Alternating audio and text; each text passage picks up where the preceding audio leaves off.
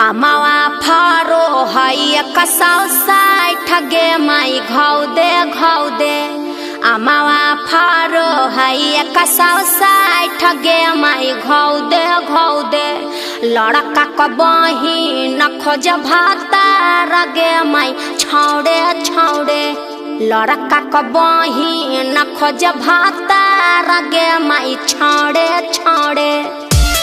अरे ओ लड़की के बहिन, आप लोग तो हद कर दिए। एक तो घरद्वारी के समय इतना गाली दिए, अब जयमाला के समय भी गाली देने लगे। अरे कुछ जयमाला का गीत भी गाइएगा। अखिया में कजरो नहीं देला को कैसन ह तोरा मैया, आहो दुल्हा कैसन ह तोरा मैया।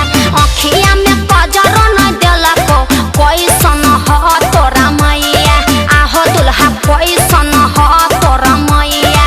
पेन्हहु नहीं अइलो ह दुल्हा जूता बाया रतैया, पेन्हहु नहीं अइलो ह दुल्हा जूता बाया रतैया। ज्यादा मत बोलो है साली जहर वाला बोलिया, अहे साली जहर वाला बोलिया। ज्यादा मत बोलो है साली जहर वाला बोलिया, अहे साली जहर वाला बोलिया। नहीं तो या सटे जेबे पर हो तो बिना फागुना होलिया, नहीं तो सटे जेबे पर हो तो बिना फागुना होलिया। अच्छा तो आपका इतना मन बढ़ गया है, होली खेलिएगा? तो क्या करेंगे, आपको दुल्हा का आरती उतारना चाहिए तो आप गाली दे रहे हैं। अच्छा ठीक है उतारते हैं।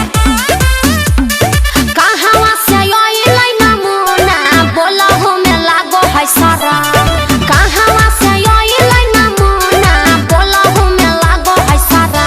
आ दुल्हा तो लागो है बबुलाबा, आ रतिया उतारबै न हम। दुल्हा तो लागो है बबुलाबा, आ रतिया उतारबै न हम। तोहरो देखैबो हम बाबरा बहतानी सधारा साली दम, तोहरो देखैबो हम बाबरा बहतानी सधारा साली दम।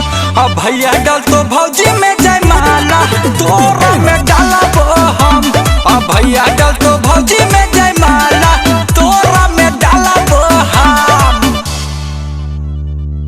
अरे आप लोग तो हद कर दिए। भैया जब जयमाला डलवा लिए और जब भौजी में जयमाला डालने का बारी आया तो आप लोग लड़की को गोदी में उठा लिए।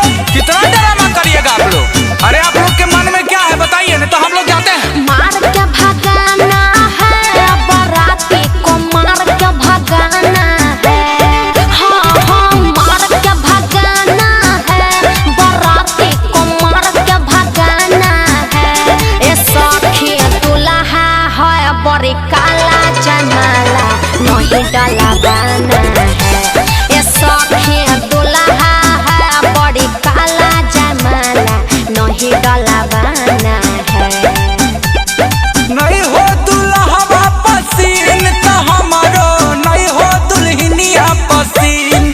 हे नहीं हो दुल्हा पसीन तो हमारो नहीं हो दुल्हनिया पसीन। दयापन भैबे से कर दी हो शादी ये साली, नाटी हो तोहर बहिन।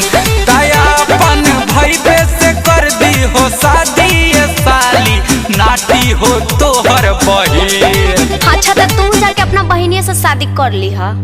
अरे रुकिए तनी जीजाजी के छोटका भाई, अरे हम लोग तो मजाक कर रहे थे ना। अरे छोड़िए ये सब बात, जयमाला डालिए, अब मजाक नहीं करेंगे।